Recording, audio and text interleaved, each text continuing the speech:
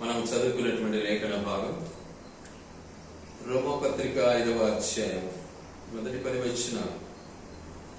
దేవుని వాక్యం సెలవిస్తున్న మాట, మనము నీతిమంతులముగా తీర్చబడి ప్రభువైన యేసుక్రీస్తు ద్వారా దేవునితో సమాధానము కలిగి యుందాము.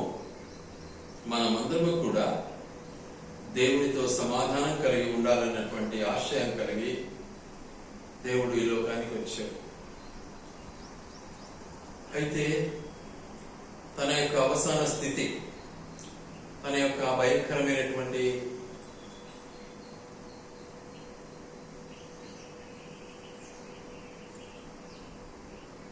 పరిస్థితిని మన ముందు ఉంచాడు దేవుడు.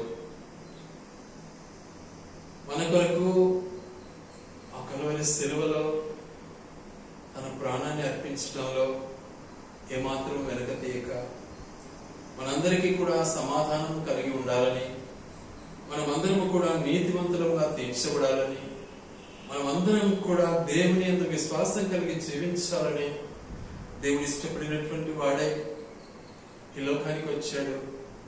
ఈ లోకంలో నిజంగా మనిషిగా వచ్చాడు. మనుషులు మనిషిగా మనిషిని లెక్క చేయలేకపోయారు. అయినను సహనముతో ఓర్పుతో భరించడానికి ఇష్టపడ్డాడు దేవుడు. ఎంతగా భరించాడు అంటే 3-4 వచనాలు తెలియజేయబడతా ఉంది. శ్రమ ఓర్పు పరీక్షను పరీక్ష నిరీక్షణను కలుగు చేయనని ఎరిగి శ్రమల యందును అతిశయపడదాము. ఎందుకనగా ఈ నిరీక్షణ మనలను సిగ్గుపరచదు. అంతగా ఓర్చుకున్నాడు. మనం చిన్న మాటలో ఓర్చుకోలేకపోతాం, చిన్న పరిస్థితిలో ఉలిక్కి పడదాం, చిన్న విషయంలో కోపపడదాం, చిన్న విషయంలో పెడతాం, చిన్న విషయంలో ముఖం తిప్పుకుంటాం. మరి మన ప్రభువును ఇంతకు మనం ధ్యానిస్తున్నామా? మన ప్రభువే మనకు దేవుడా లేకపోతే విగ్రహాలా? ఈ సత్యాన్ని ఎరగక మన బ్రతుకులు మనం నాశనం చేసుకుంటున్నాం అనే సత్యం మనం తెలుసుకోలేకపోతున్నాం. ఇంకా కూడా మన దేవుడు ఎలాంటి వాడు, ఎలాంటి పరిశుద్ధుడు మన దేవుడు అనే సత్యాన్ని మనం గ్రహించక, ఆయనలో మనం జీవించలేక ఆయన విశ్వాసాన్ని కోల్పోయినటువంటి బ్రతుకులు ఎల్లప్పుడూ కూడా ఆయన విమర్శించే వారంగా ఉన్నాం. ఎప్పుడు ఒక మనిషిని విమర్శించే వారము అంటే అర్థము యేసయ్యను విమర్శించే వారమే మనము. అంత నీచులం అన్నమాట. ఆయనను విమర్శించే హక్కు మనకు ఉందా అసలు? ఆయన ఎలాంటి దేవుడు మన కొరకు, ఆయన ప్రాణం ఇచ్చిన మన దేవుడు మన కొరకు, మన విశ్వాసాన్ని నిలపడానికి, మన విశ్వాసాన్ని పెంపొందింపు చేయడానికి, మనకు సమాధానం ఇవ్వడానికి వచ్చాడు మన దేవుడు. అలాంటి దేవుని విషయంలో జ్ఞాపకం చేసుకోకుండా ఎంత నిరంకుశమైనటువంటి పరిస్థితిని మనము అలవాటు కలిగి ఉన్నాము అంటే అంత మొండిగా ప్రవర్తించడానికి ఇష్టపడుతున్నాం. కారణం సాతాను మనల్ని ఏలుతూ ఉన్నాడు. సైతానుకు మనం బానిసలమైపోతున్నాం. సైతాను యొక్క కబంధ హస్తాల్లో బంధింపబడి ఉన్నాం. ఇంకా కూడా విడుదల మనకు దొరకలే, మారు మనస్సు మనకు కలగలే. కాబట్టి మన దేవుడు ఎంతగానో ఓర్చుకుంటున్నాడు, ఎంతగానో నిరీక్షణ కలిగి ఉన్నాడు, ఎంతగానో పరీక్షను నిజంగా తను ఓర్చుకుంటూ నిరీక్షణ కలిగి మన కొరకు వేచి ఉన్నాడు. అలాంటి ఆ దేవుని మనం ఎలా విడిచే వారంగా ఉంటాం. కాబట్టి ఆయన మనం స్తుతించడం నేర్చుకోవాలి, ఆయన మనం ఆరాధించడం నేర్చుకోవాలి. ఇంకేమంటాడు అంటే, ఏలైనగా మనం ఇంకా బలహీనమై ఉండగా క్రీస్తు యుక్త కాలం బలహీనల కొరకు చనిపోయాం. మనం ఇంకా బలహీనంగానే ఉన్నాం, ఇంకా పెడచేపెడుతూనే ఉన్నాం, ఇంకా వెనక చూపులోనే ఉన్నాం, ఇంకా నీచమైన జీవితమే, ఇంకా చీకటి జీవితమే, ఇంకా శరీరానికే బానిసమైపోతున్నాం. ఎప్పుడు ఇక మనం తెలుసుకున్నాం, అయినా కూడా ఆయన ఎదురు చూస్తున్నాడు పిల్లల. కాబట్టి మన జీవితాన్ని పరిశీలించుకోవాలా. మనం చేసేది కరెక్టా? ఒకసారి యేసు ప్రభువులు మనల్ని మనం పరీక్షించుకుంటే మన సత్యం బయటపడుతుంది. అద్దంలో ముఖం చూసుకున్నట్లుగా వాక్యంలో నీ హృదయాన్ని ఒక్కసారి పరిశీలించుకున్నట్లయితే నీ బ్రతుకు బయటపడుతుంది. నిజంగా నువ్వు విశ్వాసివా అవిశ్వాసివా? నిజంగా ప్రభుని ఎరిగినావా? ప్రభుని అంగీకరించినావా? ప్రభుని విశ్వాసం ఉందా? మారు మనసు ఉందా? నీకు నువ్వు ఒక్కసారి పరీక్షించుకోవాలి. అలా చేసుకోకుండా నీ బ్రతుకును నాశనం చేసుకుంటూ, ఇతరులను ద్వేషిస్తూ, ఇతరులను విమర్శిస్తూ నీ బ్రతుకును అనుసరించినట్లయితే నరకానికి సిద్ధమవుతావని వాక్యం సెలవిస్తా ఉంది. అందుకే అందుకే యేసు ప్రభు ఎంతో ఓర్పు కలిగి, ఎంతో సహనం కలిగి మన ఎడల ఆయన చూపుతున్నటువంటి మహాకృపను బట్టి మన జ్ఞాపకం చేసుకోవాలి. అందుకే ఎంతో నిమ్మలం కలిగినటువంటి మన దేవుడు. చూద్దాం ఆ మాటను. యెషయా గ్రంథం 32వ అధ్యాయము 17వ వచనం. యెషయా గ్రంథము 32వ అధ్యాయము 17వ వచనం.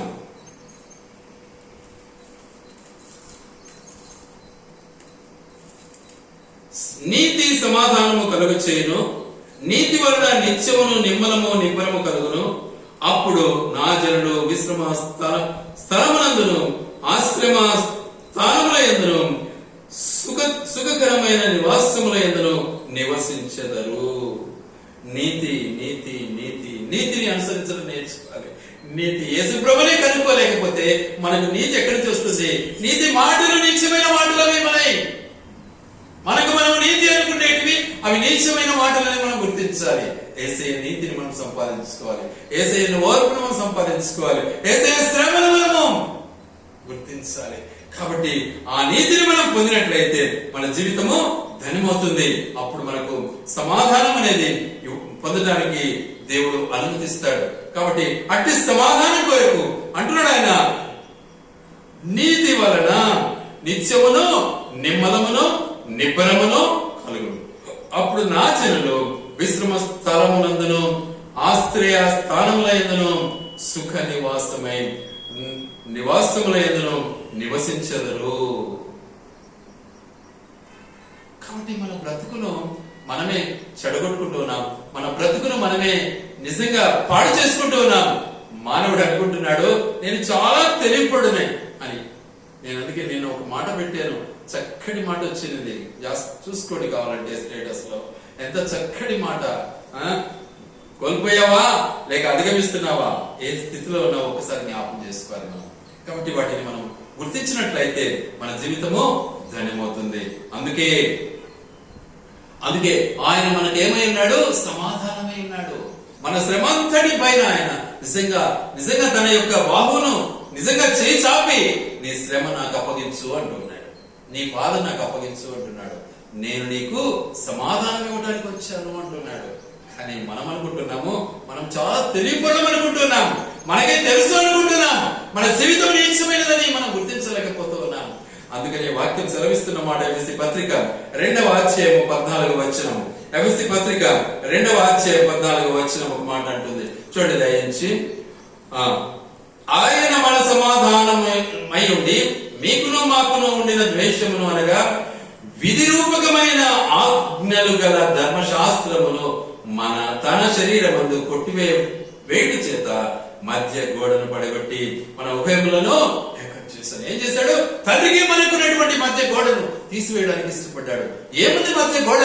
చూద్దాం ఆ మాటలు కూడా ఒకసారి దయచేసి. యెషయా గ్రంథం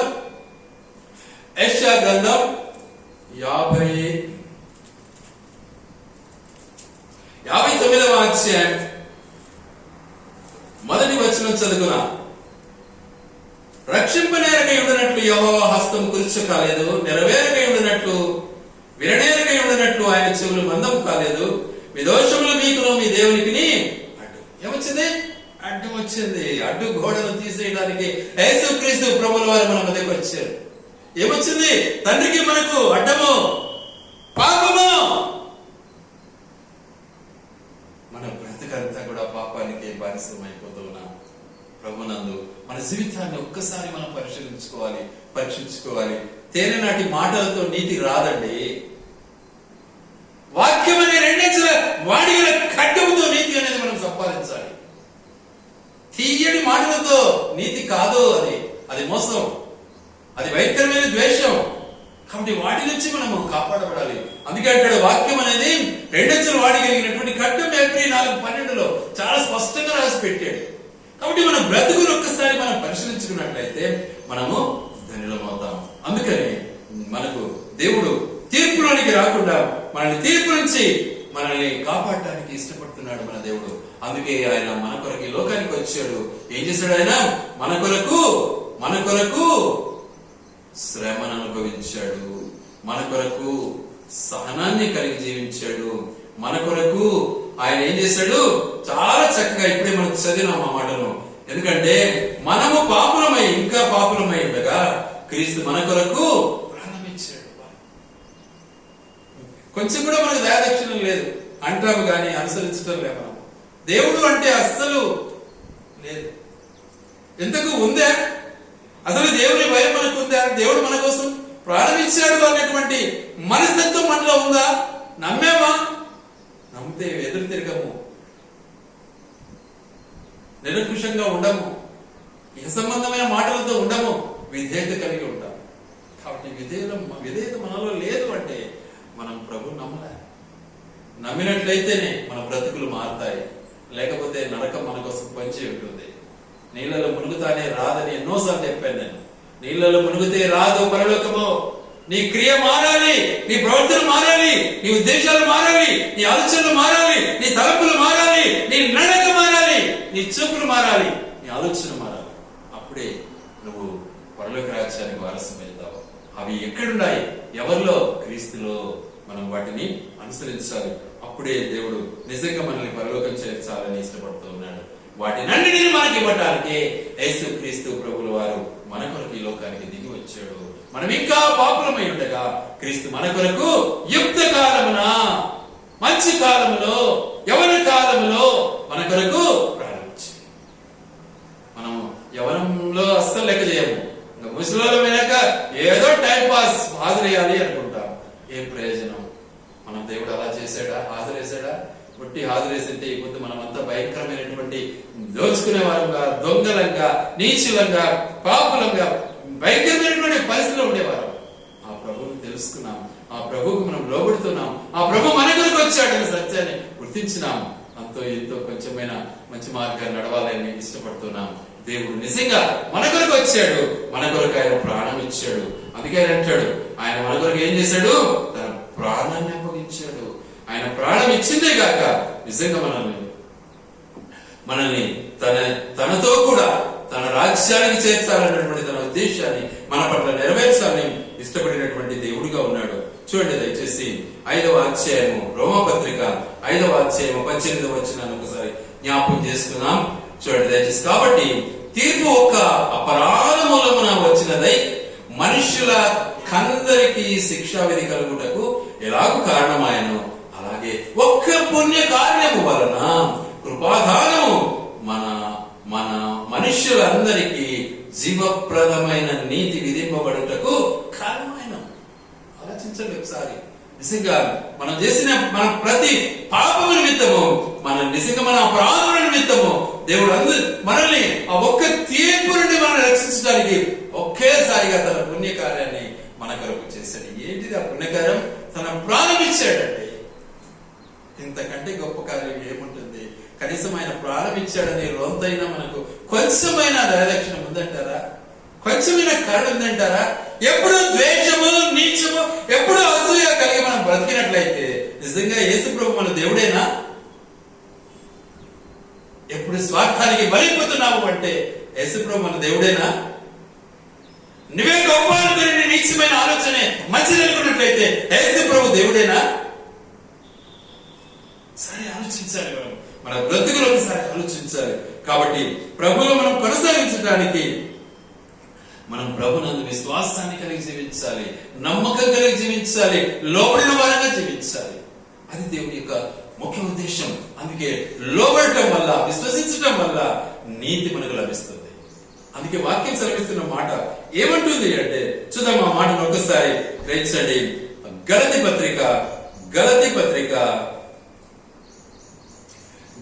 పత్రిక 3వ అధ్యాయం 6వ వచనం. అబ్రహాము దేవుని నమ్మెను, అది అతనికి నీతిగా ఎంచబడెను. చూసారా? అబ్రహాము నమ్మాడు, ఆయనకు నీతిగా ఎంచబడి. మనం నమ్మాము, మనలో నీతి ఉందా? ఎంత దౌర్భాగ్య పరిస్థితి మనది! లెక్కే జమా లేదు అసలు. మనకు దేవుడు అంటే భయమే లేదు, దేవుని యందు లోబడే స్వభావమే మనకు లేదు, తిరస్కారం తప్ప వేరేది మనకు లేదు. ఆలోచించండి ఒకసారి. అయినా కూడా దేవుడు ఓర్పు కలిగిన వాడుగా, శ్రమించిన వాడుగా, సహనం కలిగిన వాడుగా మన కొరకు సిలువ వేయబడ్డాడండి. మనం ఈ లోక ఐశ్వర్యాన్ని కోరుతూ ఉన్నాం, ఈ లోక ఆడంబరాన్ని కోరుతూ ఉన్నాం, ఈ లోక ఐశ్వర్యాన్ని కోరుతూ ఉన్నాం. ఈ లోకమే గొప్పది అనుకుంటున్నాం. 10 మంది నన్ను చూడాలి అని ఆశిస్తాం. కానీ దేవుని కాదా మనం చూడాల్సిందే. దేవుడు మనకు అవసరం అండి. ఆ దేవాది దేవుడు యేసుక్రీస్తు ప్రభుల వారు ఆయన ఎంత అందగాడు చూద్దామని ఒకసారి యెషయా గ్రంథం 53వ అధ్యాయం. యెషయా గ్రంథం 53వ అధ్యాయం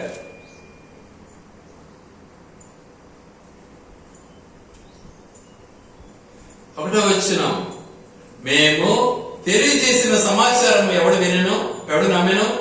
యెహోవా బాహు ఎవరికి బయలుపరచబడెను? లేత మొక్క వలెను, ఎండిన భూమిలో మొలిచిన మొక్క వలెను అతడు ఆయన ఎదుట పెరిగెను. అతనికి స్వరూపమైనను సొగసైనను లేదు. చూసారా ఎలాంటి అందగాడు అంటే మహా అందమైనటువంటి వాడు. ఆ అందాన్ని గురించి పరమగీతాల్లో మనం చూడొచ్చు. ఎలా ఉంటుంది ఆ అందం, ఆనందం. పరమగీతాలు చదవండి, అందం అంతా అక్కడ మరి వ్రాయబడి ఉంది. అలాంటి అందగాడు ఏమైపోయినాడు? స్వరూపం లేకుండా మారిపోయినాడు, వికారమైపోయినాడు. అందానంతా నీకోసము అనుభవించడానికి ఇష్టపడ్డాడే. అట్టి దేవునే నువ్వు తిరస్కరించేది? అట్టి దేవునే నువ్వు నిర్లక్ష్యం చేసేది? అట్టి దేవునే నువ్వు అవమానించేది? ఆలోచించుకో ఒకసారి. ఆయనని ఎప్పుడు నేను దూషించిన? నీ నిర్లక్ష్యమే ఆయనకు నిదర్శనం. నీ యొక్క విరుద్ధ భావమే ఆ దానికి నిదర్శనం. ఒకసారి ఆలోచించుకోను. అది కాదా? లోబడిన వాడవైతే నిజంగా తండ్రి చిత్తానుసారంగా కుమారుడుగా అనుభవించినటువంటి అనుభవాన్ని నీవు నేను అనుభవించమా? మనం నిజంగా ఆయన బిడలమా? అయినా కూడా ఆయన మన పట్ల జాలి కలిగి, మన పట్ల దయ కలిగి, మన పట్ల మరి సమాధానాన్ని ఇవ్వాలని దేవుడు ఎంత ప్రయాసపడ్డాడు. స్వరూపాన్ని కూడా కోల్పోయాడు.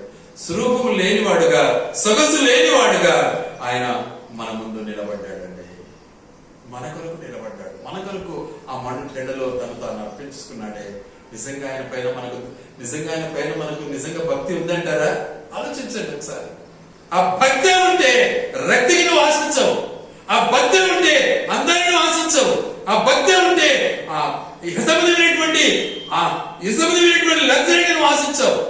ఆ భక్తి నీకు లేదు కాబట్టి, లోకానుసారమైనటువంటి భక్తికి నువ్వు బానిసం అయిపోతున్నావు కాబట్టి ఆయన యొక్క మరి సమయాన్ని, ఆయన యొక్క పనిని నువ్వు చేయడానికి సిద్ధంగా లేదు. అది మనం గ్రహించాలి. ఎంత చేసినా కూడా ఆయన ఏమంటున్నాడు? నువ్వెంత చేసినా కూడా ఆయన నిన్ను విడిచేవాడుగా లేడు. నువ్వెంతనే చేయి, నిన్ను విడిచేవాడుగా లేడు. అలాంటి దేవుని మనం నిర్లక్ష్యం చేస్తే ఏం ప్రయోజనం? నేను చేయలేనండి. నా జీవితంలో నేను చేయను. సంసారం కాదు, కుటుంబం కాదు, బంధువులు కాదు, స్నేహితులు కాదు, ఎందరూ దూరమైన నాకు చింతలేదు. నేను మాత్రం యేసయ్యను దూరం చేసుకోలేను. ఇది గ్యారంటీ 100%. నువ్వు ఉన్నావు అట్లా? నీ తీర్పు అలా ఉందే? నీ ఆలోచన అలా ఉందే? తీర్పులోనికి రాకుండా మనం అందరం కూడా పరలోకానికి చేరాలన్నది దేవుని యొక్క ఉద్దేశం. కాబట్టి గ్రహించాలి సత్యం. యోగతుల జీవితంలో వీళ్ళందరూ కోల్పోయిన తర్వాత భార్య సైతం ఏమంది? చచ్చిపోరాదా? ఎందుకుంటావు ఇక నువ్వు? ఇద్దరు సత్సంపాన్లే. అది భార్య యొక్క సుగుణం. నువ్వు చచ్చిపో ఏమన్నాడు యోబు? ఎంత మూర్ఖురాలివేను అన్నాడు. ఎంత మూర్ఖంగా ప్రవర్తిస్తున్నావు నువ్వు? ఇంతవరకు సుఖం ఎవడిచ్చాడు నీకు అన్నాడు. ఎవడిచ్చాడు? మరి దేవుడు కదా. మరి ఇప్పుడు కష్టం అనుభవించడంలో నష్టమేమి? ఆయన కాపాడా. కాబట్టి మనం గ్రహించాలి సత్యాన్ని. వాటిని మనం తెలుసుకోకుండానే ఎంతో యహలోకానుసారమైన ఆలోచనలకు బానిసలమైపోయి మనమంతా కూడా నిజంగా ఆయన మనకి ఎన్నో గిఫ్ట్లు ఇవ్వాలని ఇష్టపడుతున్నాడు. ఎన్నో బహుమానాలు ఇవ్వాలని ఇష్టపడుతున్నాడు. చూద్దాం ఒక మాటను ఒకసారి. మత్తయి సువార్త 16వ అధ్యాయం.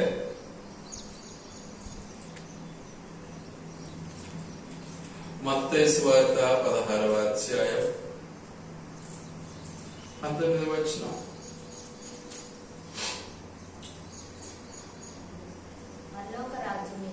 పరలోక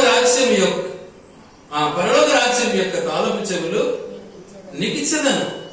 నీవు భూలోకమందు దేని బంధింతువో అది పరలోకమందు బంధింపబడును. భూలోకమందు దేని విప్పుదువో అది పరలోకమందు విప్పబడునని అదంతా చెప్పాను. ఎంత గొప్ప ఆధిక్యత దేవుడు నీకు వాళ్ళని ఇష్టపడుతుంటే ఎంత నీచమైన ఆలోచన కలిగి మనం బ్రతుకుతున్నాము, ఎంత దురదృష్టమైనటువంటి బ్రతుకుతున్నాము. అంత మహా గొప్ప దేవుని విడిచిపెట్టి ఆ భక్తిని కాదని సంబంధించినటువంటి శారీరక పనులకే మనం బానిసలమైపోతూ ఉంటే నేను బ్రతికించేది ఆయన కాదా? నేను కాపాడేది ఆయన కాదా? నేను పోషిస్తున్నది ఆయన కాదా? ఆలోచించాలి ఒకసారి. అంటే ఆ దేవుని నువ్వు ఎలా మర్చిపోతావు? జ్ఞాపకం చేసుకో ఒకసారి. నిజంగా ఆయన అంటున్నాడు, నీకు సమాధానం ఇవ్వాలని, నిన్ను నేను బ్రతికించాలని. ఏం చేశాడు ఆయన? తన ప్రాణాన్ని ఇచ్చాడు. నీకు సమాధానం ఇవ్వాలని నీ భారమంతా ఆయన మోసుకున్నాడే. అలాంటి దేవుడిని నువ్వు ఆరాధించలేవా? ఎంత అనుకుంటే ఎంత బాధాకరమైన విషయము. నామాంకితంగా మన బ్రతుకులు బైబిల్ చదవబట్టుకొని ప్రార్థనకు పోయించినామని చెప్పుకుంటే ఎంత సిగ్గు చేయటం మనకు. క్రియలేని బ్రతుకు ఎందుకని దేవుడి వాక్యంలో ఉంది. క్రియలేని జీవితము సచ్చినంతో సమానము అంటారు. కాబట్టి మన బ్రతుకుని ఎందుకు మనం మార్చుకోకూడదు? ఇంకా కూడా ఎంతవరకు ఇలాగే మొండి బ్రతుకుదాం మనము? ఆలోచించండి. కాబట్టి దేవుడు మనకిచ్చే ఈ గొప్ప సమాధానాన్ని మనం మర్చిపోకూడదు. దేవుడు మనకిచ్చే పరలోక రాజ్యాన్ని మనం మర్చిపోకూడదు. ఇంతకు ఏమిస్తున్నాడు మనకు? అద్భుతంగా సైతాను పైన జయమిస్తున్నాడు మనకు. సైతాను మనం చూసి పారిపోతుంది. నిజంగా భక్తి నీలో ఉందా? సైతాను చూసి నువ్వు పారిపోతావా, లేదా సైతాను నిన్ను చూసి పారిపోతుంది? ఒకసారి ఆలోచించుకో. నా దేవుడు నాకు ఇచ్చిన గొప్ప ఆధిక్యత, నేను ఎక్కడే నిలబడ్డా కూడా సైతాను నన్ను చూసి పారిపోతా ఉన్నాయి. ఒక టైం, ఒక సమయంలో నిలబడేది కాదు నా ముందర ఏ సైతానే కాదు. పరుగు గస పెట్టుకుంటే పరిగెత్తిపోతా ఉన్నాయి. అట్టి కృప దేవుడు మనకి ఇచ్చాడు. చూడండి దయచేసి ఒక్కసారి ఆ మాటను చూద్దాం. లూకాసు వార్త 10వ అధ్యాయం, లూకాసు వార్త 10వ అధ్యాయం 19వ వచనం.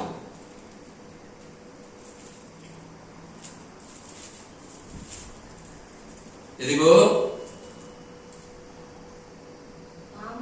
పాములను తేళ్లను త్రొక్కుటకును శత్రువు బలవంతుడి మీదను మీకు అధికారం అనుగ్రహించి ఉన్నాను.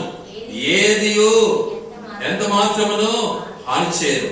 అయినను దయ్యములు మీకు లోబడుచున్నవని సంతోషింపక మీ పేరులు పరలోకమందు వ్రాయబడినవని సంతోషించుటని వారితో చెప్పారు.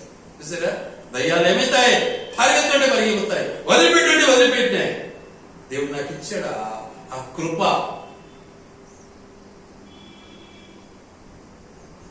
ఆ విధంగా దేవుడు నిజంగా తన పరిచర్యలో నన్ను వాడుకున్నాడండి. అట్టి దేవునికి స్తుతి చెల్లించనా? అట్టి దేవుడిని నేను విస్మరించగలనా? అట్టి దేవుడిని నేను దూరం చేసుకోగలనా? దేవునికి లోబడితే సైతాన్ని నేనేం చేయలేదు. యోబును ఏం చేసింది? శత విధాలుగా ప్రయత్నించింది, కృపలతో నింపింది. రోగస్తుడైపోయినాడు, పిల్లలందరూ వెళ్ళిపోయినారు, భార్య దూరం అయిపోయింది. కానీ నిలబడ్డాడు ఒక్కడే. నా దేవుడు సజీవుడు, ఆయన సజీవుడు కాబట్టి నేను మళ్ళీ ఆయన చూస్తానన్నాడు. ఏం చేశాడు దేవుడు? ఆయన మరలా లేవనెత్తాడు. నాడు 10 అంటే ఈరోజు 20 ఇచ్చాడు. 100 అంటే 200 ఇచ్చాడు. ఆయన అభివృద్ధి చేశాడు. మళ్ళీ అదే కుమారులను, అదే కుమార్తెలను దేవుడు మళ్ళీ పుట్టించాడు. దేవునికి సమస్తం సాధ్యమే కదా. ఎందుకు మనం అర్థం చేసుకోలేము? మనదేదో గొప్ప వింత చేస్తున్నాము, మేమేదో గొప్ప పని చేస్తున్నాము. ఈ రోజు పోకుంటే కుదరదు, ఎందుకు లేకపోతే ప్రార్థన అని టైప్ లో మనం బ్రతుకుతున్నామంటే మన దేవునికి ఎంత అన్యాయం చేస్తున్నాం మనం కాదా? అన్యాయస్తులం కాదా మనము? సరే ఆలోచించుకోండి. ఏది గొప్ప? ఈ దినం కోసం పెళ్లిళ్ళు కూడా డేట్లు మార్చుకుంటారు చాలా మంది, తెలిసినో లేదా?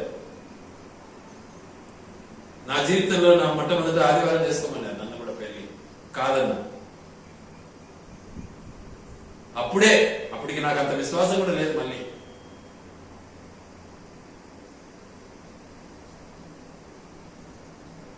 అప్పుడు నేను ఇంత వాక్యపడిని కూడా కాదు అసలు. దేవుడు నాకు ఇంత ఆధిక్యత ఇవ్వలే. అప్పుడు ఈరోజు ఆదివారం అన్ని పనులు చేసుకోవాలని ఇష్టపడుతుంటాడు మానవుడు. ఎంత నీచమైన బతుకు! ఆదివారం మన సొంత పనులకు మనం చేయాలని ఇష్టపడుతుంటాం. చూద్దాం ఆ మాటను ఒకసారి. ద్వితీయోపదేశ కాండము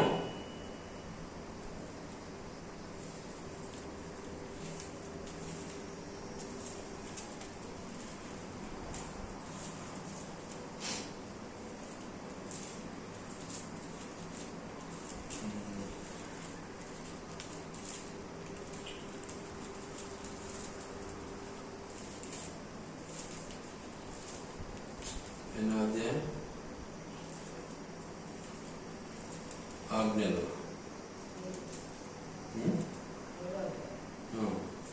మొదటి వచనం, మొదటి ఆజ్ఞ చదువుతున్నాం.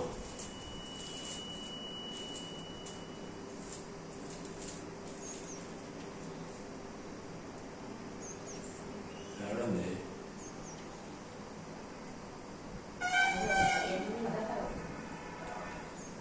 8 కాదే.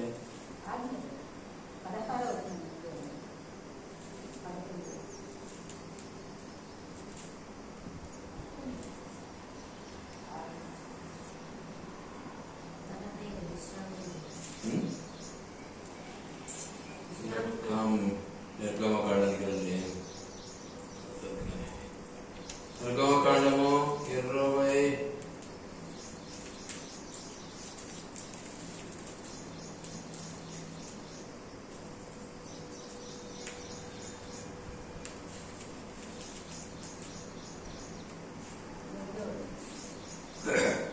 నిర్గమకాండము 20 అధ్యాయం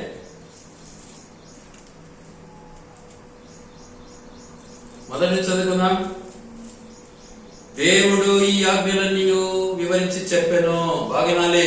నిజంగా మనం దేవుని బిడలమైతే ఈ ఆజ్ఞలు పాటించాలి. సైతాను బిడలమైతే పాటించొద్దు. నీ దేవుడైన యెహోవాను నేనే దాసుల గృహమైన ఐగుప్తు నుండి నిన్ను వెలుపలికి రప్పించుదని, నేనే ఈ పాపము నుంచి నేను బయటికి తీసుకొచ్చినాను. నా ద్వారా నేను బయటకు వచ్చావు. పాపం నుంచి విడుదల చేసేది నేను ఒక్కనే, వేరే ఎవరు నీకు చేయలేరు అని దేవుడు సెలవిస్తూ ఉన్నాడు. ఐగుప్తు అంటే పాప జీవితం, బానిసత్వ జీవితం. లోకానికి బానిసలమైపోయినాం. అట్టి బానిసత్వం నుంచి విడిపించాడు. తర్వాత నేను తప్ప వేరొక దేవుడు నీకు ఉండకూడదు. పైన ఆకాశం అందే గాని, క్రింద భూమి అందే గాని, భూమి కింద నీళ్ళు అందే గాని, ఇటు దేని రూపమునైనను విగ్రహమునైనను నువ్వు చేసుకునకూడదు. ఏ విగ్రహం ఉంది నీలో? నాది అనే విగ్రహం ఉంది. ఏ విగ్రహం ఉంది నీలో? నేను అనే విగ్రహం ఉంది నీలో. తీసేసుకోవాలి విగ్రహాన్ని. దానికి పూజించే నువ్వు దేవునికి అర్పడం కావు, దేవుని బిడ్డకు కావు. తర్వాత నీవు వాటికి సాగిలపడకూడదు, పూజింపకూడదు. ఎవరైనా కానీ దేవుడని యెహోవాను నేను రోషం గల దేవుడను. నన్ను ద్వేషించు వారి విషయంలో 3-4 తరముల వరకు దేవుడు తరుల దోషంలో కుమారుల మీదకి రప్పించు. నన్ను ప్రేమించి ఆజ్ఞలు గైకొన్న వారిని 1000 తరముల వరకు కరుణించేవాడినై ఉన్నాను. చూసుకోండి ఒకసారి. నేనైతే ఎప్పుడు ఇదే కోరుకుంటూ ఉంటా. నా తండ్రి ఒకవేళ తప్పు చేసిన తల్లి న్యాయవంతురాలుగా, పరిశుద్ధురాలుగా, ప్రార్థనాపరురాలుగా, నీతిమంతురాలుగా ఈ లోకంలో జీవించింది. ఈ రోజు దేవుడు నాకు ప్రతిఫలం ఇచ్చాడు. ఆయన సన్నిధిని కలిగి ఉండడానికి. ఆమె ప్రార్థన ఫలం, ఆమె యొక్క నీతి ఫలం, ఆమె యొక్క పెంపకం ఫలం దేవుడు నాకు ఇచ్చాడు. చాలా చక్కగా ఉంది. అలాంటి వారి పిల్లలకు 1000 తరాల వరకు దాన్ని బట్టి నా దేవుడు నిజంగా నాకు, నా పిల్లలకు కూడా దేవుడు ఇవ్వగలిగినటువంటిది ఇచ్చాడని నేను నమ్ముతూ ఉంటాను. ఇక పిల్లల భవిష్యత్, వాళ్ళ పిల్లల భవిష్యత్ వాళ్ళపైన ఆధారపడింది. కాబట్టి మన బ్రతుకులు ఒకసారి పరిశీలించుకోవాలి. సొలొమోను రాజు బాగానే ఉన్నాడు. ఫైనల్ గా ఆయన దెబ్బతిన్నాడు. కుమారుడు యెరొబోము వచ్చాడు, దేవుని మాట వినలే. ఏం ప్రయోజనం? ఆ తర్వాత యెరొబోము తర్వాత ఇద్దరు వస్తూ ఆశ దగ్గరికి వచ్చాడు. ఆశ దేవుని మాట విన్నాడు, కాపాడాడు దేవుడు. ఆ తర్వాత మళ్ళీ చెడిపోయినారు. ఆ తర్వాత వస్తూ హిజ్కియా దగ్గరికి వచ్చాడు. హిజ్కియా దేవుడు కాపాడాడు. హిజ్కియా దేవుడిని లోబడ్డాడు. ఆశీర్వదించాడు. కాబట్టి మనం లోబడకుండా ఎట్లా ఆశీర్వాదం పొందుదాం అనుకుంటారు? ఇచ్చిన దాంట్లో కృతజ్ఞత కలిగి ఉండడమే మన భాగ్యం. కృతజ్ఞత లేకపోతే ఏం ప్రయోజనం? దాన్ని బట్టి మనం నిజంగా దేవుడికి రేపులాగా చెప్పాలి, ఇందులో సందేహం లేదు. కాబట్టి ఇంత శక్తిని మనకిస్తున్నాడు, సైతానుపై విజయం మనకిస్తున్నాడు. ఆయన స్తుతించవా? నీ ప్రాణానికి ప్రాణం ఇస్తున్నాడు, ఆయన స్తుతించవా? నీ అందానికి తన యొక్క అందాన్ని విలీనం చేసుకుంటున్నాడు, స్తుతించవా? ఆరాధించవా? ఆయన ఆలోచించు. ఎలా మర్చిపోవాలని ఇష్టపడతావు? కొంచెమన్నా మనము ఆ జ్ఞానం ఉండొద్దా మనకు? మనం మనుషులమా? దేవుడు మనిషిగానే వచ్చాడు. మరి ఆయన అనుసరించినప్పుడు మనం ఎందుకు అనుసరించలేదు? మనలో ఏముంది? స్వార్థం ఉంది, మనలో చీకటి ఉంది, దురాశ ఉంది, అసూయ ఉంది, భేదం ఉంది. ఎప్పుడు చూసినా ఇంట్లోనే లేదు, బయట వస్తుంది మనకు. తల్లిదండ్రికి లేదు, అన్నదమ్ములకి లేదు, భార్య భర్తలకు లేదు. ఆలోచించండి. అసూయ కలిగి జీవిస్తున్నారు ఈరోజు నా ఇంట్లో నేను నా పైన అసూయ కలిగి ఉన్నారు. వాస్తవం చెప్తున్నా. ఎప్పుడు ఇష్టం పాడుతున్నా, ఎప్పుడు ఇది దేవుడు ఎందుకు అసూయ? ఏం నష్టం చేస్తున్నానా నేనేమన్నా? కుటుంబానికి అన్యాయం చేస్తున్నానా? కుటుంబానికి ఏమన్నా నా దేవుడు అన్యాయం చేస్తున్నాడా? చేతనైన కాటికి సహాయం చేస్తున్నాను, చేతనైన కాటికి నేను కుటుంబం కోసం ప్రార్థన చేస్తున్నాను, సంఘం కోసం ప్రార్థన చేస్తున్నాను. నాకు ఇచ్చిన గొప్ప ఆరోగ్యం. కానీ అసూయ పడతారు. ఏం లాభం? ఏం లాభం చెప్పు. కాబట్టి మన బ్రతుకులు ఇవన్నీ కూడా మనం మార్చుకోవాలి.